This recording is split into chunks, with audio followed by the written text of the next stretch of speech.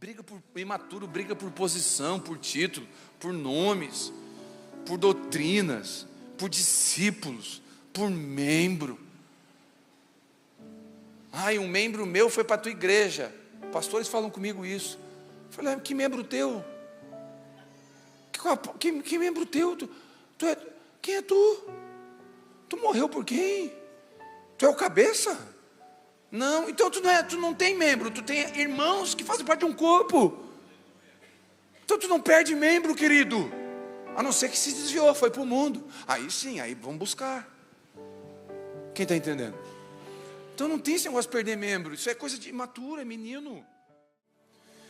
Quem quer ouvir a palavra do Senhor? Abra comigo, por favor, em primeira carta de Paulo aos Coríntios, capítulo 11, versículo 17.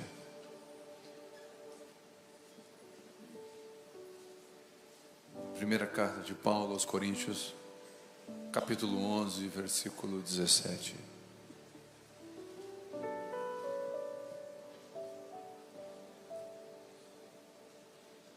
Assim diz o texto.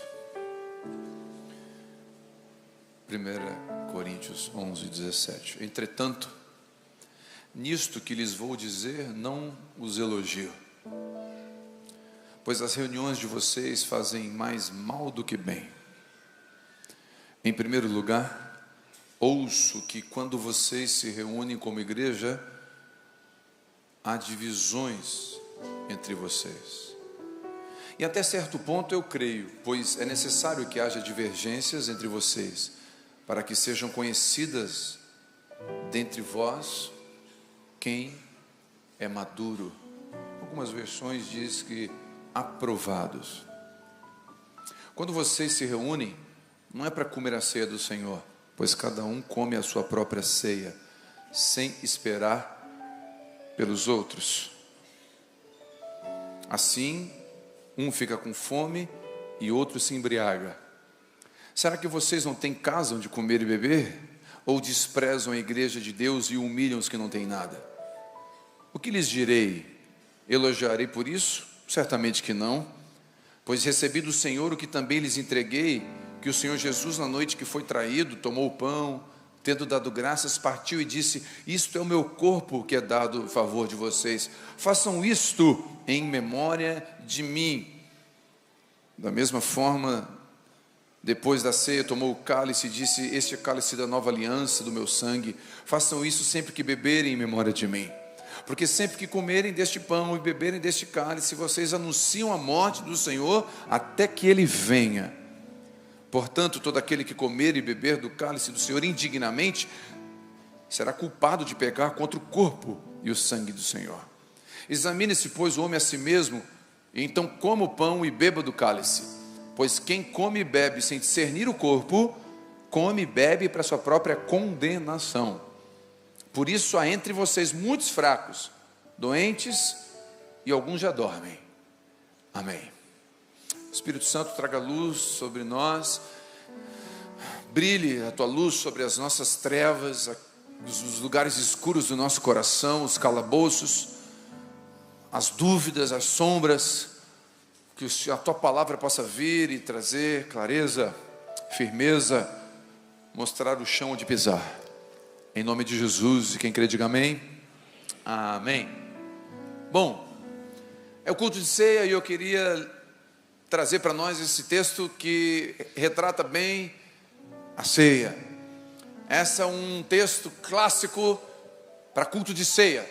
É um momento em que Paulo, o apóstolo Paulo, explica para a igreja de Coríntios a ceia.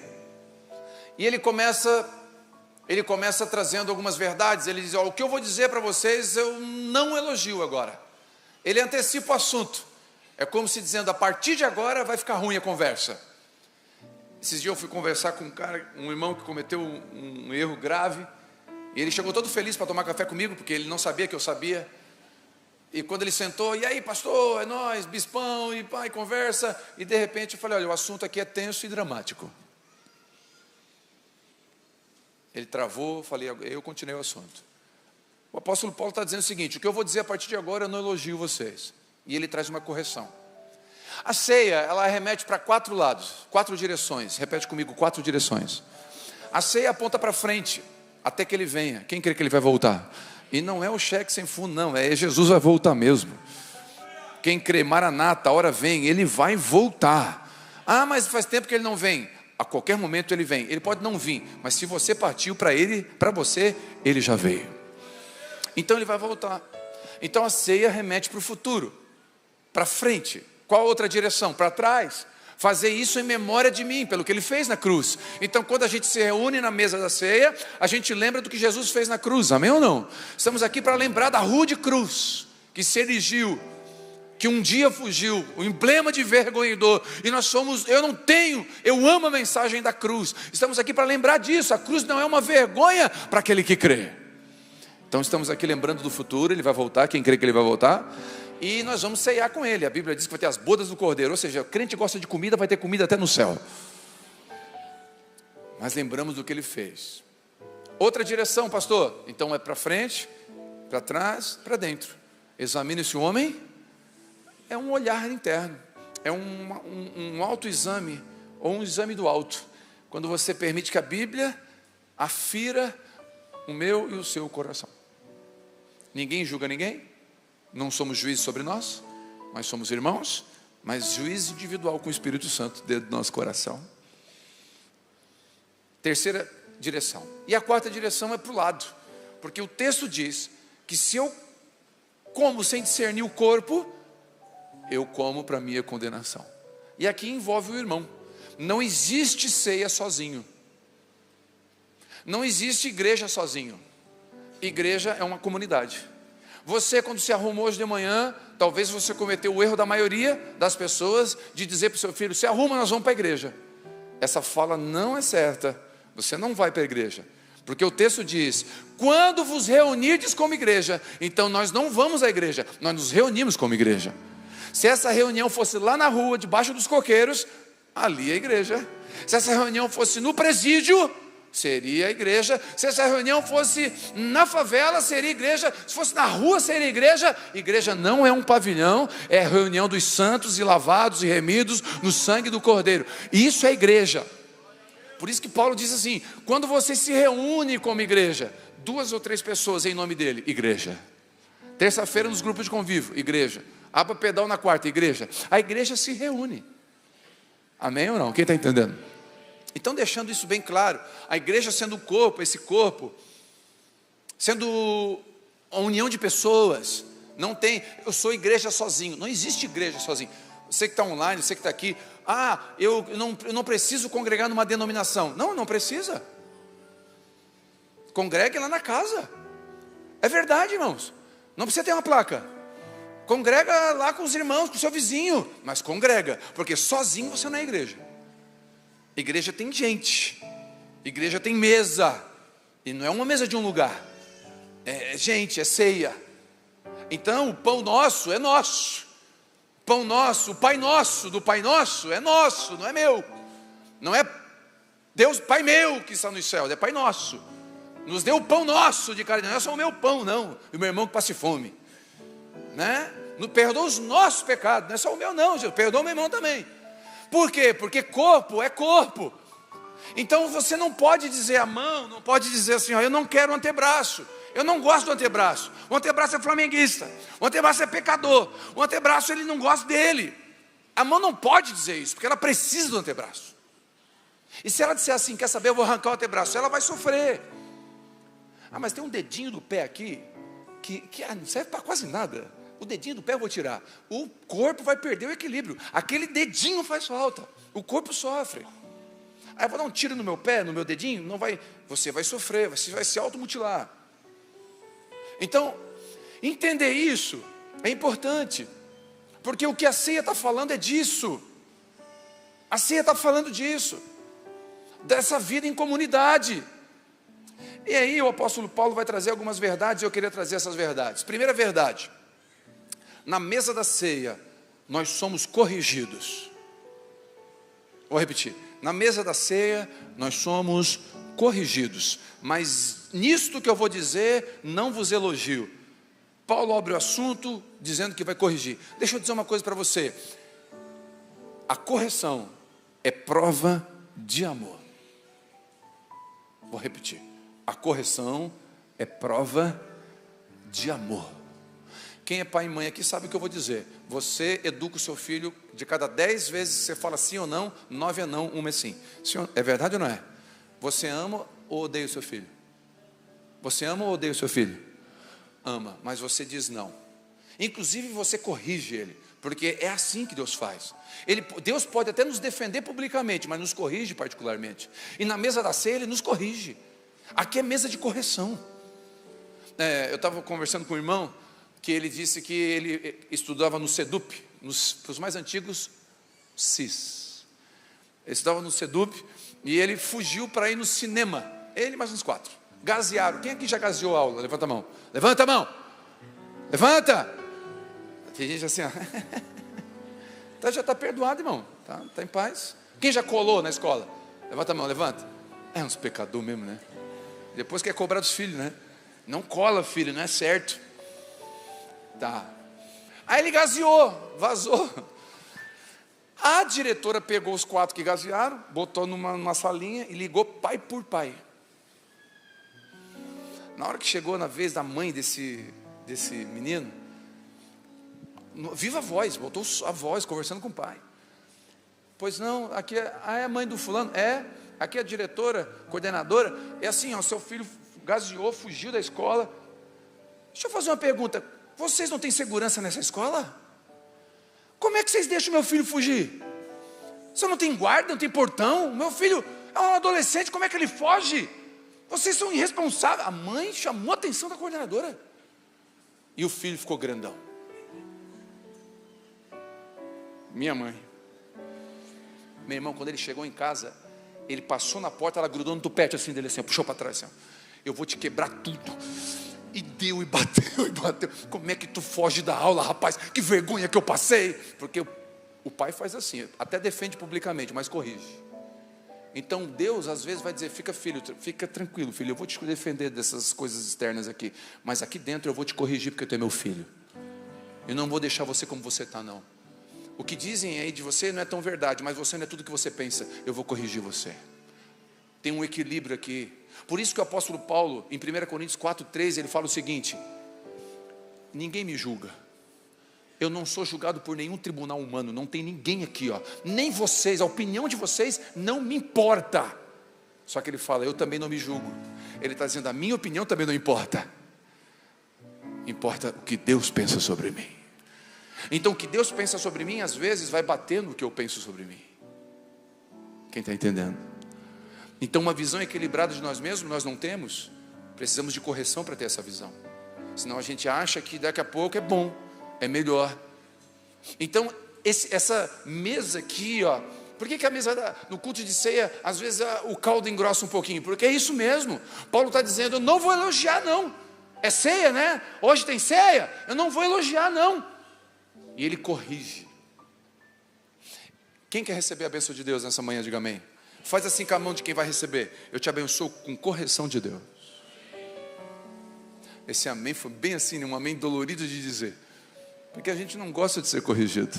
Mas toda correção de Deus é para um bem maior e Ele sabe o que está fazendo. Ele sabe o que vai acontecer amanhã.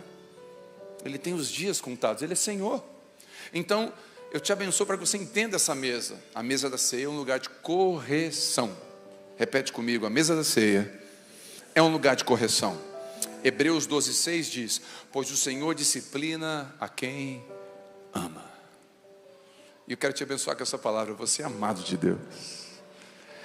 Jesus recebeu essa palavra e profeticamente, como irmãos de Jesus é o nosso irmão mais velho, como salvos por Cristo, eu te abençoo com essa palavra. Jesus recebeu essa palavra, este é o meu filho amado em quem eu me alegro.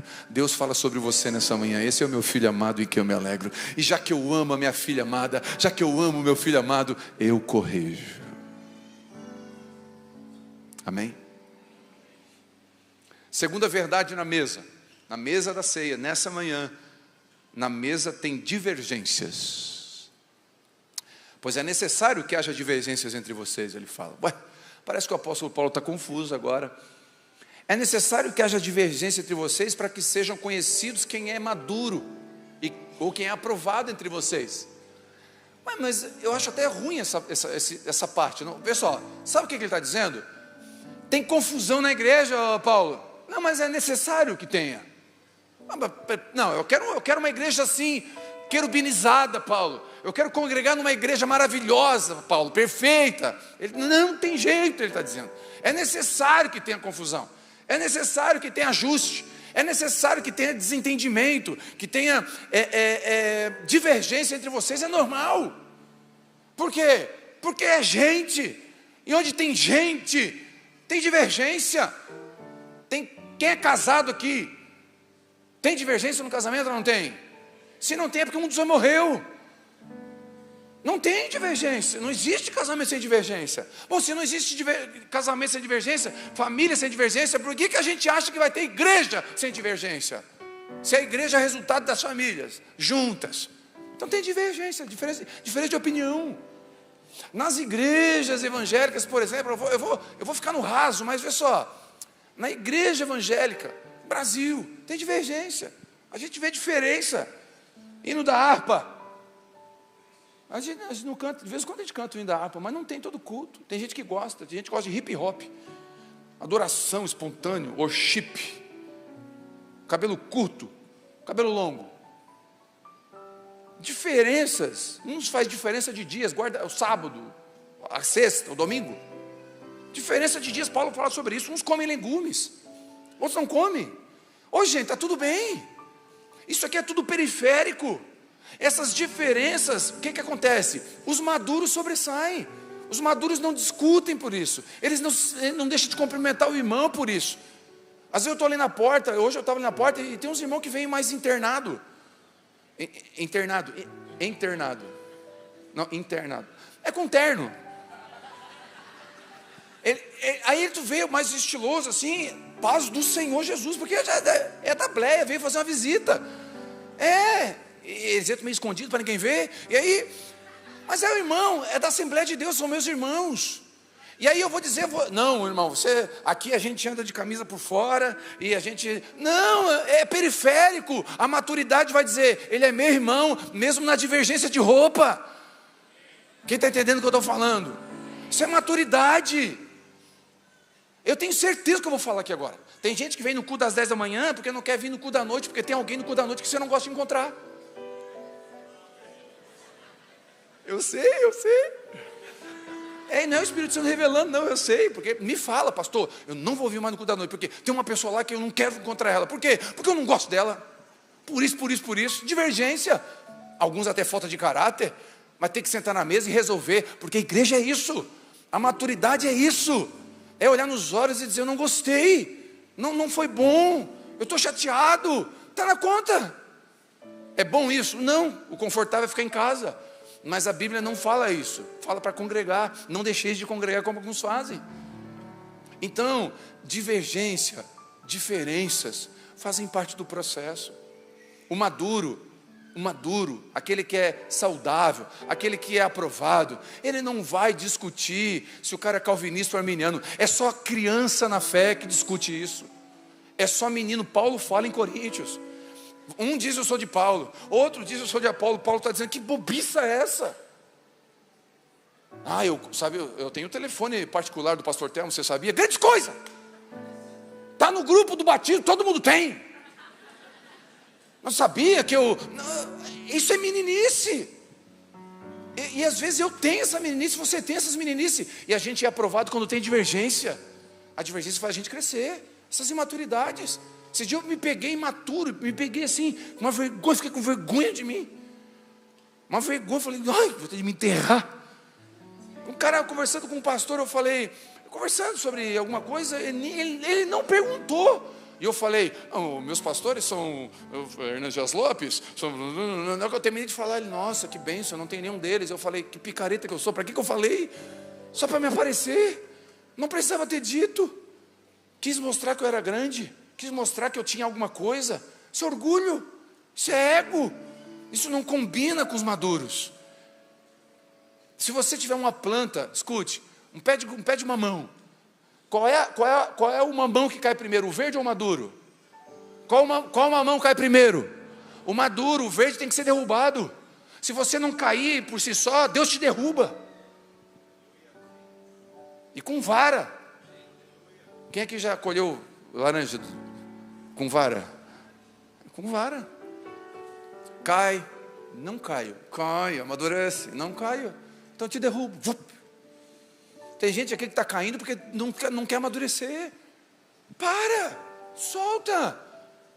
Quem está entendendo o que o Senhor está falando com a gente? A mesa da ceia tem diferenças. Não tem como ter perfeição. Paulo não disse assim, ó, se há divergência entre vocês, ó, quem está divergente, não, sai daí, não toma mais a ceia. Não, ele não está dizendo isso. Ele está dizendo que o maduro vai sobressair. O maduro vai trazer equilíbrio. Faz parte. Imaturos ficam causando polêmica na internet, vê defeito em todos e em tudo, não consegue celebrar as virtudes. Eu imaturo. O maduro, se o irmão conquistou o carro que eu queria comprar, ele celebra o irmão que conquistou. O outro irmão, Deus está usando, pregando como ele gostaria de ser usado, ele celebra o irmão que está pregando, porque é maduro, ele entendeu o outro,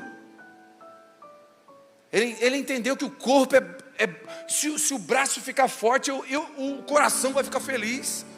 Se o coração estiver pulsando cansado, aí o pulmão diz, coraçãozinho cansado aí, ó. Eu estou aqui respirando bem, vai isso, segue respirando, aí o coração para, tu vai junto. É o corpo.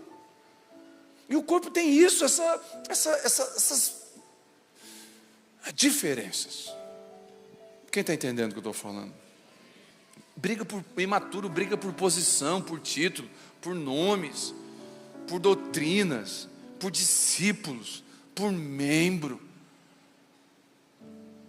Um membro meu foi para a tua igreja. Pastores falam comigo isso. Eu falei, que membro teu? Que membro teu? Quem é tu? Tu morreu por quem? Tu é o cabeça? Não, então tu não tem membro, tu tem irmãos que fazem parte de um corpo. Então tu não perde membro, querido. A não ser que se desviou, foi para o mundo. Aí sim, aí vamos buscar. Quem está entendendo? Então não tem esse negócio de perder membro. Isso é coisa de imaturo, é menino. Maduros não se justificam. Maduro não se explica. Maduro vai fazer o que Deus mandou. Maduros não andam na opinião dos outros, nem na opinião dele, mas no que Deus diz sobre ele. Esse lugar aqui é difícil, é um lugar que a gente deve entrar. Quem está entendendo? Terceira verdade na mesa. Na mesa da ceia, o outro é importante. Não é a ceia do Senhor que vocês estão comendo, pois cada um come a sua própria comida enquanto sem esperar o outro. Olha o que está acontecendo. Os irmãos chegavam na ceia, e comida, e comida, e comida. O irmão mais pobre, que não trouxe nada, não chegava nem na mesa. Quando ele chegava só tinha cavaquinho seco, não tinha mais nada. Comeram tudo, a lasanha já foi, não sobrou nada. É isso que estava acontecendo. Paulo fala, está errado, vocês não entenderam nada. Como é que vocês vêm comer na mesa da ceia do Senhor e comem tudo e deixam o irmão com fome? Vocês não entenderam, o outro está com fome. A mesa da ceia tem a ver com o outro. Tem a ver com o outro. Me desculpa, eu vou reforçar o que eu digo aqui. Talvez eu vou ficar com 105 anos. Será que eu vou conseguir pregar com 105 anos? Vocês sentadinho aqui, sei lá, 105 anos eu vou pregar, e eu vou continuar dizendo isso. Eu não consigo acreditar que a gente sai desse culto, passa na porta e vê uma família, uma mulher com 2 filhos pedindo Uber, e a gente não para. Eu não acredito, a não ser que o carro está cheio. Eu não acredito. Não, mas pastor, mas ele vai para o outro lado. Você ia para o outro lado, para o inferno. Jesus morreu por você igual.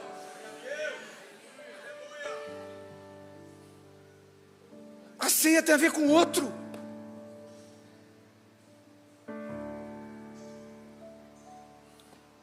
Por isso que eu acho que eu vou perder mais membros. Já estou perdendo. Igual o pastor. Estou perdendo membro. Quinta-feira foi um dia difícil para mim. Recebi a notícia do pai do irmão querido aqui, seu Laerte, que estava desaparecido, acharam. Ele achou o pai em estado de decomposição. Que coisa horrível, achar assim um pai. E os irmãos se reuniram, foram lá. Eu fui fazer o velório deles. dele, difícil. Nenhum velório é fácil. Os irmãos que fazem velório que sabem o que eu estou falando. Sempre é um momento difícil. Você tem que se apegar na eternidade. Eu entro no carro, entrei, sentei, peguei o celular, o Joaquim morreu. Joaquim, aquele menino que a gente orou por 1 ano e 9 meses. E eu me coloquei na hora no lugar do pai. Falei, meu Deus, eu tenho um filho. Peguei o carro, fui lá no hospital, cheguei no hospital, eles já tinham saído para a funerária. Quando eu entro no carro, uma ligação da esposa do meu pai. Ó, teu pai bateu o carro. Falei, rapaz, amanhã tá forte. À tarde eu fui lá no velório do Joaquim, aquele caixãozinho. Mas eu não posso dizer que eu sou igreja e sento na mesa de Jesus sem chorar com os que choram. Eu não posso ser totalmente feliz com meu irmão totalmente triste. Eu não posso ficar totalmente satisfeito com 30 pares de sapato e o irmão descalço do lado. Não dá, é do lado. É o irmão, é o outro. Quem está entendendo? Aí fui lá socorrer meu pai. Chego lá, meu pai deu uma ré no estacionamento. Eu achei que era grave. Quebrou o farol do carro do outro. Só que o outro carro, um trator já tinha passado em cima. Não tinha parte do carro do que estava batido. O cara ficou feliz porque só tinha uma parte inteira, o farol. E o pai quebrou o farol. Mas para ter uma noção, estava tudo enferrujado ao redor do farol já. Era um irmão da Venezuela, que está aqui há 8 anos e perdeu a esposa há 1 ano. Estava de Uber. É um carro que não vale 8 mil reais, não vale 7 mil reais. E ele falou, Senhor, desculpa, mas pelo menos o farol, porque eu preciso trabalhar. Aí aciona seguro. Não, o seguro não pega. Acho que tinha tanta ferrugem, o seguro não pegava. Não sei, o seguro não pegou. Eu falei, pegou, não pegou, o terceiro. Aí para terceiro pode, aquele negócio de seguro vai, não cobre, não cobre. Aí mandei lá para a oficina do irmão. O irmão, pastor, o que é isso aqui? Esse farol está fácil de resolver, pastor. Falei, o para-choque da frente e de trás, os dois estão endemoniados, estão manifestados assim. Eu falei, irmão, hoje o dia está difícil. Eu falei para ele, mas se está difícil para mim, também está difícil para esse venezuelano. Arruma os 2 para-choques, arruma o carro todo, vê quanto é que vai dar, vamos pagar esse carro, vamos arrumar, vamos abençoar esse cara. Porque se está ruim para mim, está ruim para alguém. Isso é ceia. Porque a gente pode vir aqui comer na ceia. Eu estou precisando de um consolo, eu estou precisando de um abraço, mas tem alguém do meu lado também precisando. E se eu não perceber, eu viro um egoísta na ceia. A minha comida, o meu pão, a minha ceia. Eu estou cheio de problema hoje. Fiz 2 velórios, meu pai bateu o carro, mas aquele cara perdeu a esposa, também está em crise.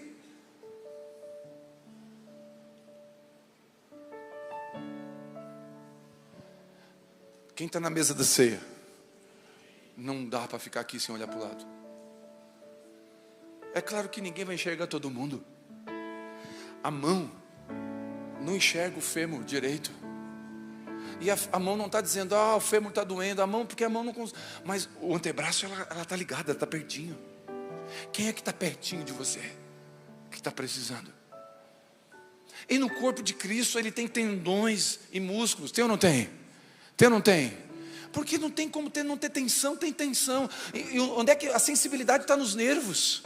Então às vezes o corpo está nervoso mesmo. A gente está aqui discordando, isso aqui tem que melhorar, eu não cumprimentou, o irmão não cumprimentou, o outro não sei o que está devendo, tem que arrumar. Tem esse ajuste, essas divergências, mas faz parte, porque a sensibilidade está no nervo. É normal. Mas não é normal a gente ir embora sem olhar para o lado. Não pode ser normal. Me desculpa, eu largo tudo, eu volto a trabalhar. No exército não dá mais, porque eu já passei de 45 anos, mas eu dou um jeito, eu largo tudo. Ou a gente é igreja, ou a gente não é.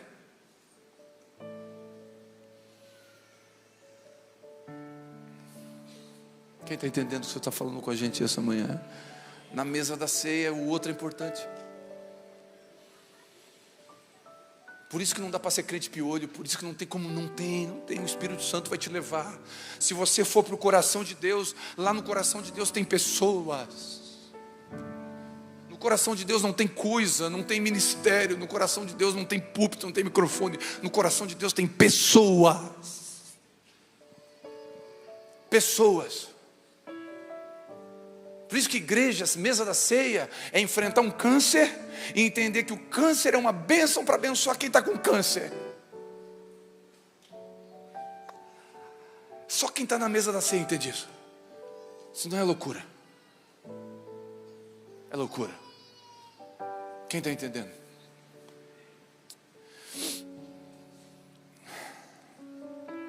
Não tem como na mesa da ceia não enxergar os irmãos surdos, as mães atípicas. Não tem como, não dá para ser, infelizmente, desculpa, não dá. A mesa da ceia, o outro é importante. O outro é importante. Quarta verdade na mesa da ceia. Na mesa da ceia a gente aprende a repartir. Façam isso em memória de mim. Isso o que, pastor? O texto diz, ele deu graças e repartiu. Façam isso em memória de mim. O que Jesus quer que a igreja dele faça na terra? Dê graças e reparta. Dê graças e reparta. Dê graças. Você tem um carro? Dê graças e reparta. Você tem uma casa? Dê graças e hospeda alguém. Dê graças e reparta. Você tem um abraço aconchegante? Dê graças e abrace. Você tem um olhar cativante? Dê graças e enxergue. O que você tem? Dê graças e reparta. Quando você tiver mais do que precisa, não aumenta o muro, aumenta a mesa. Quem é que está prosperando mais do que merece? Levanta a mão. Mais do que precisa e mais do que merece. Levanta a mão. Levanta a mão. Não é vergonha nenhuma, levanta a mão. Então aumenta não o muro, aumenta a mesa. Quando eu morava num apartamento de 48 metros quadrados, eu tinha uma filha adotiva, uma a mais. Agora o apartamento é maior, eu tenho duas. Então quando aumenta... E diante de Deus, eu não falo isso para dizer que eu estou fazendo, deixando de fazer. O Senhor me conhece. É para encorajar você. Dá para fazer. Dá para repartir. Tem 2 blusas, dá para repartir uma. Dá. Anteontem eu entrei no meu guarda-roupa, abri e eu comecei a chorar. Eu falei, Deus, eu tenho tanta coisa. Eu acho que se eu não comprar nada por 10 anos, eu não preciso. Mas a gente passa na frente de uma loja e fala, essa cor, musgo aqui eu não tenho. Tá, mas se tem condição de comprar, compra. Mas não compra sem pensar em repartir. Pode comprar, mas não pensa em repartir. Como que eu posso repartir? Quem está entendendo? Eu vou dar um exemplo bíblico. Quem quer receber um exemplo bíblico? Deus amou o mundo de tal maneira que cantou uma música. Deus amou o mundo de tal maneira, o que Ele fez? Deu. É do coração de Deus ser doador. Nós estamos na mesa da ceia de quem? De quem é a mesa? Quem é o dono dessa mesa, gente? Me ajuda, gente. Quem é o dono dessa mesa? Então nós somos parecidos com Ele, a mesa é dele, nós temos que repartir e dar graças. Se você tem uma bicicleta, dá graça e reparte. Divide.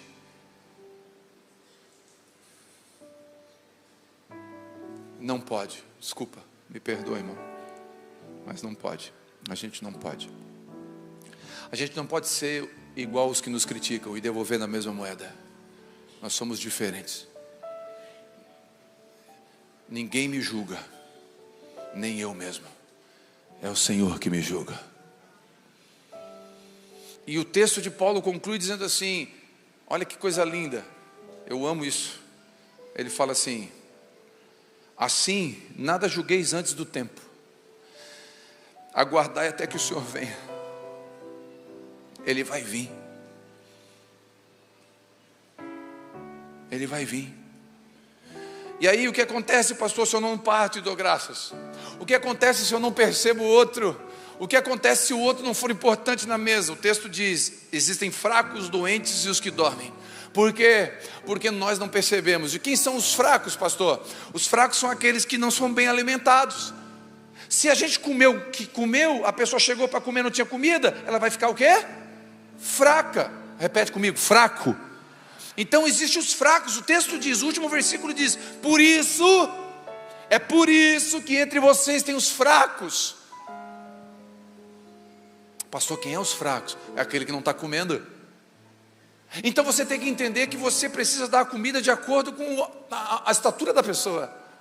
Domingo aqui, irmãos, os irmãos que pregam aqui, que ministram, eu não venho trazer aqui, jogar teologia, rotar teologia para você. Eu tenho que trazer um alimento, como um pai traz para os filhos. Eu preciso botar todo tipo de comida aqui. E tem gente aqui que é 10 vezes mais teólogo do que eu, é biblista, conhece hebraico mais do que eu, é verdade. E você poderia estar aqui e eu aprendendo com você. Mas escute, talvez de tudo que eu preguei hoje, um versículo vai servir para você, mas para outro vai ser aquela frase que eu disse: este é o meu filho amado em quem me comprazo. Porque ele está aqui desesperado e precisa ouvir isso. Entenda que nós estamos aqui numa família, e família tem bebê e tem adulto. E eu não posso ser egoísta e pensar só em mim. Eu estava num evento na cidade e encontrou um cara do meu lado, um militar. E eu fui falando sobre vida militar, sem falar que eu era militar. Ele percebeu porque a linguagem. E aí quando ele falou: tu é militar também? Eu falei: sou. E eu falei: você está aqui há quanto tempo? Tal, você é cristão? Não, é um evento público, um evento social. Eu não estava ali, eu não conhecia ele, só fiquei num cantinho e ele estava do meu lado. Eu falei: qual é o seu nome?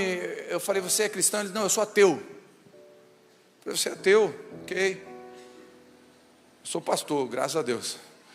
Não, eu sei que você é pastor, você já ouviu falar. Ah, legal. Sua esposa também é da mesma fé? Sim. Minha esposa também segue a mesma linha. Ah, legal. E agora? Está amarrado. Espírito de ateísmo, sai dele agora. Sai agora, um por um, bota a mão na cabeça, igual o palanque de banhado. Vai saindo.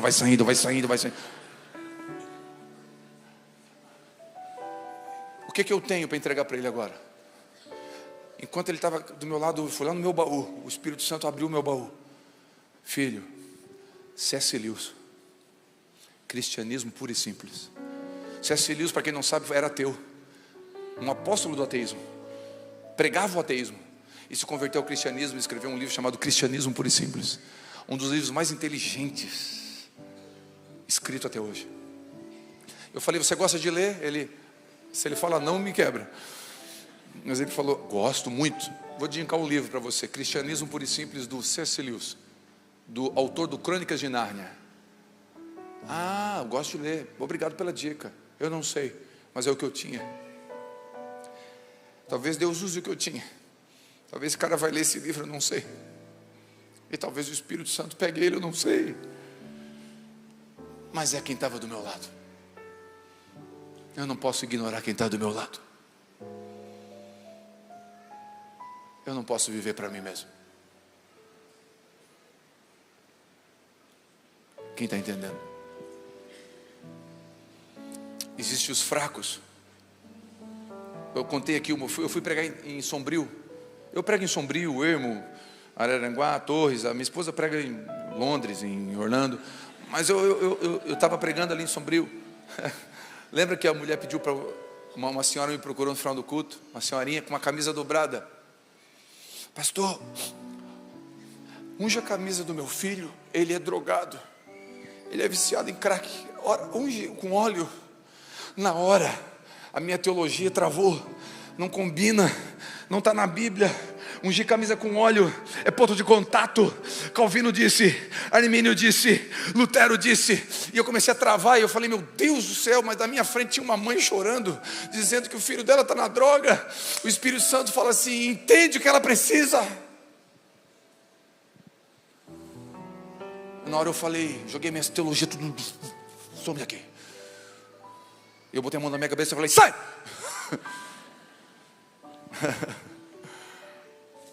Daqui traz óleo. Deus, traz o filho dessa menina, dessa irmã. de volta. Eu não sei se deu certo, irmão. Depois eu ensinei ela, falei, irmã, não precisa, a sua fé é o bastante. Não há necessidade de ungir com óleo, mas está aqui, ó. Encharquei a mão com óleo, porque o óleo mancha. Eu peguei óleo de cozinha, que é o que tinha. O outro é importante. Ela se sentiu amada. Talvez nem deu certo a camisa. Os doentes, porque quem não se alimenta bem, fica doente. E os que dormem, irmão, só para te saber, na Bíblia, quando fala dormem, não é dormir de sono. Quando a Bíblia fala de dormir na Bíblia é morte. Os que dormem e esperam a volta de Cristo, dormem, um sono. A Bíblia usa esse termo para morte. Então tem uns que já morreram. Sabe por que morreram? Porque a gente veio para a ceia, comeu a nossa comida e foi embora.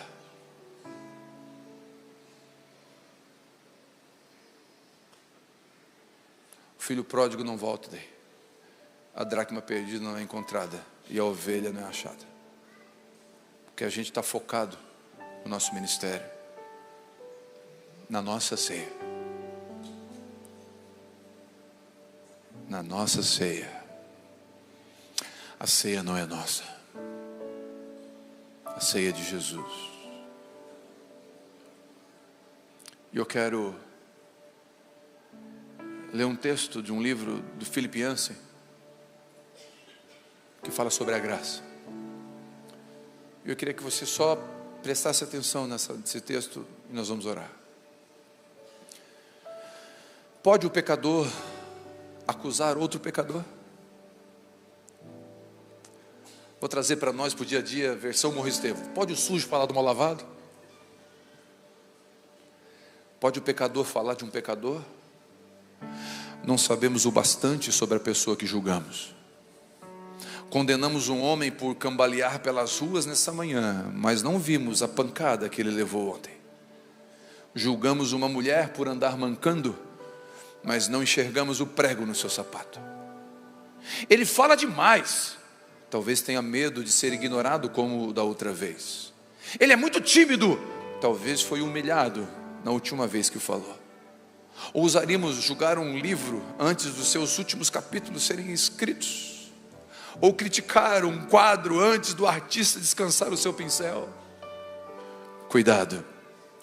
O Pedro que negou Jesus na fogueira na noite passada pode anunciar Jesus com fogo do Espírito hoje.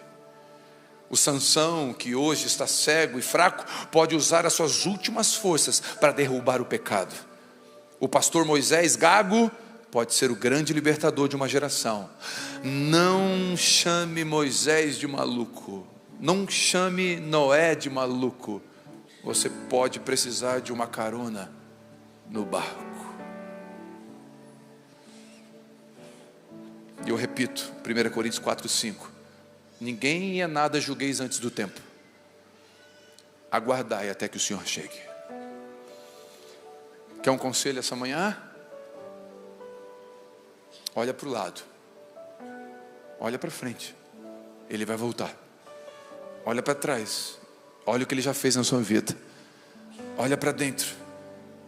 Deixa ele examinar. Deixa ele pôr a luz. Mas olha para o lado também.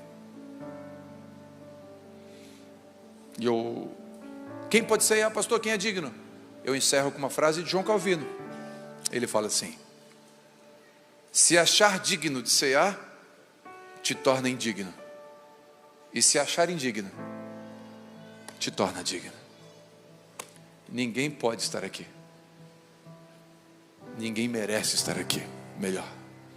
Mas todos podemos. Porque Ele sabe das divergências, Ele sabe dos egoísmos, mas mesmo assim Ele não diz some daqui. Ele diz muda. Muda. Eu te abençoo com isso, muda. Se você até hoje não percebeu, perceba hoje. Decida hoje.